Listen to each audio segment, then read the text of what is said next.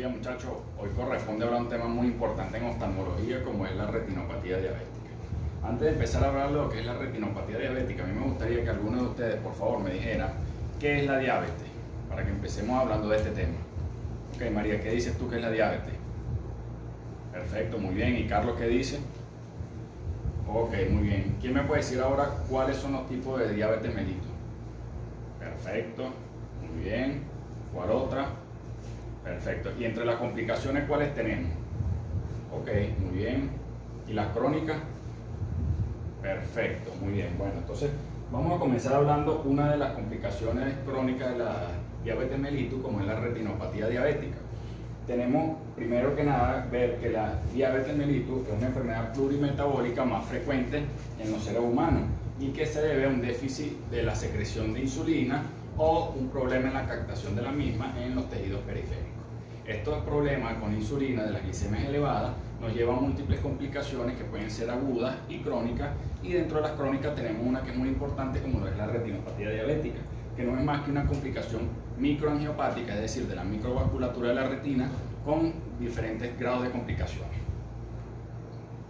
La epidemiología, vemos que es la patología vascular más frecuente de la retina, una de las causas más frecuentes de ceguera irreversible en los países en vías de desarrollo, y podemos ver que el riesgo de ceguera en pacientes diabéticos se incrementa un 25 veces en comparación en pacientes no diabéticos. Ahora muy bien, ¿quién me pudiera decir cuáles son o quién sabe cuáles son los factores de riesgo para desarrollar retinopatía diabética?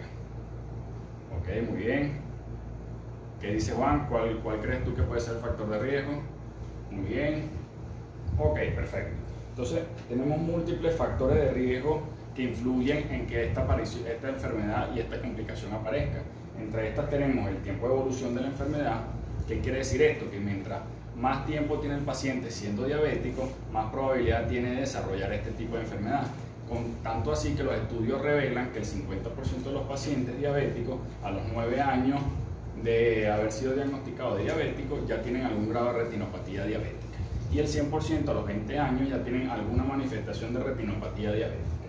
La edad también influye mucho en la aparición de esta enfermedad. De hecho, a mayor edad, más riesgo y más probabilidad de desarrollar retinopatía diabética.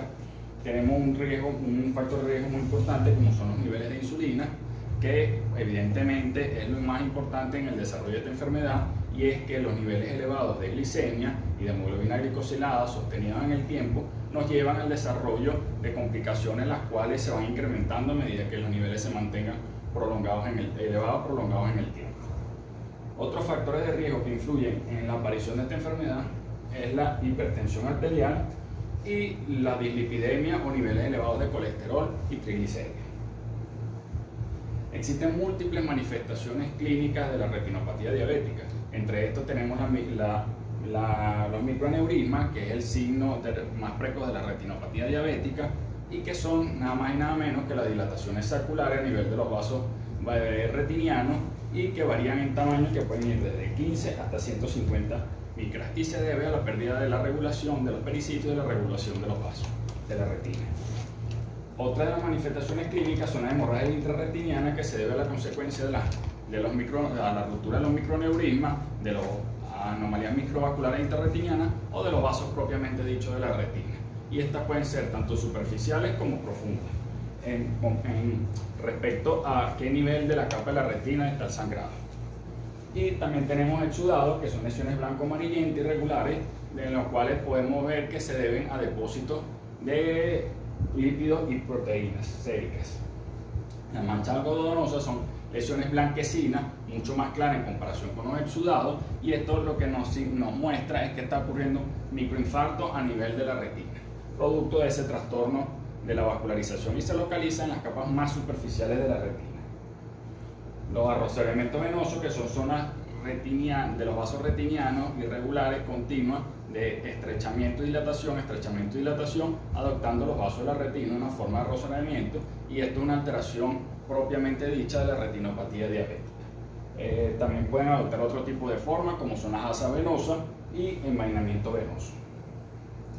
Las anomalías intravasculares retinianas son canales telangiectásicos que ocurren a nivel de los vasos y suelen localizarse contiguos a los exudados blandos. Las áreas de neovascularización no se debe al mantenimiento sostenido en el tiempo de la hipoxia que produce el desarrollo o la formación de vasos nuevos, por eso se llaman neovascularización, los cuales son vasos inmaduros que tienen uniones muy laxas en las células internas y son muy propensas a romperse y producir hemorragia a nivel de la retina y de la cavidad vitrea. Otro hallazgo en estadios mucho más avanzados tenemos el desprendimiento de retina, la hemorragia prerretiniana y las hemorragias vítreas que pueden ser desde leve hasta extensa. Ok, estos diferentes síntomas y hallazgos al fondo de ojo nos permite clasificar la retinopatía diabética en un primer nivel, que sería diabetes mellitus sin retinopatía diabética. Es todo paciente que presenta diabetes, pero afortunadamente, y también debemos decirlo, por su buen control metabólico no ha desarrollado ningún signo de la enfermedad ni síntoma tampoco. Y tenemos retinopatía diabética no proliferativa, que son los estadios mucho más tempranos de la retinopatía diabética, donde puede existir bien sea microhemorragia, exudado, mancha algodonosa, pero todavía el daño no es, la hipoxia y el daño no es tan severo como para producir neovasos, o sea, vasos nuevos, neovascularización en la retina. Una retinopatía diabética proliferativa, que es cuando la hipoxia se mantiene en el tiempo y ya se empiezan a formar estos neovasos que pueden llevarnos, si se sostiene en el tiempo, a un desprendimiento de retina y a complicaciones tardías de la retinopatía diabética. Y tenemos otro tipo de alteración, que es el edema macular diabético, que es independiente del grado de retinopatía diabética y que no es más que la acumulación de líquido y lipoproteína a nivel del área macular, produciendo distorsión de la arquitectura macular y por lo tanto alteración de la agudeza visual, disminución de su visión en el paciente y alteraciones que nosotros llamamos metamorfosis. Ahora bien, aquí pueden ver algunas imágenes donde podemos ver muy bien los exudados, el edema macular. Tenemos diferentes estudios paraclínicos en los cuales podemos apoyar el diagnóstico en estos pacientes. Un primer estudio, que es el FRG, que consiste en la administración de un colorante endovenoso llamado fluoresceína sódica, y la toma secuencial de imágenes de la retina, donde vemos cómo se van llenando de este colorante los vasos de la retina, pudiendo determinar el grado de circulación, las áreas de hipoxia y de isquemia, la presencia de fugas y las áreas de neovascularización. Igualmente la permeabilidad de los vasos a nivel de la mácula, mostrándonos algunos grados de edema macular si existe. Tenemos el OCT, que es la tomografía de coherencia óptima, que nos permite evaluar el grado de edema macular en estos pacientes con diabetes y también determinar si este tratamiento, si estamos recibiendo el tratamiento del paciente, si el mismo está haciendo efecto, si ha mejorado o no. Y la ecografía ocular, que está indicado en los casos donde ya existe opacidad de medios como catarata o presencia de hemorragia vitrea extensa que no nos permite evaluar la retina.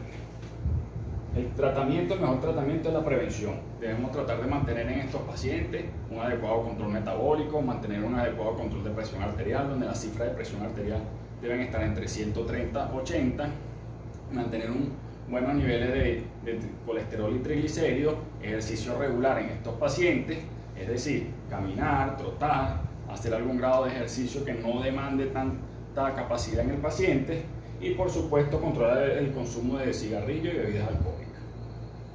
Cuando ya empiezan a aparecer las complicaciones, podemos usar el láser para tratar todas las áreas de isquemia, es decir, hacer una fotocoagulación de toda la área de la retina que no hay isquemia y para ciertos grados, y también queda reservado para ciertos grados de edema macular, y el uso de antiangiogénicos, que sirve para tratar las neovascularizaciones y sobre todo el edema macular diabético, que es la piedra angular de tratamiento en esto, y la cirugía reservada para los casos más graves cuando existen desprendimiento de retina traccional o en los casos que existen hemorragia vitrea extensa que no mejoran. Ahora bien, ¿qué podemos resumir de toda esta clase? Primero, que la diabetes es una complicación, la retinopatía diabética es una complicación de la diabetes mellitus, que es la principal patología vascular de la retina, en la cual influyen diversos factores de riesgo para el desarrollo de la misma, y que el principal tratamiento en estos pacientes es el mantener un adecuado control metabólico. Gracias.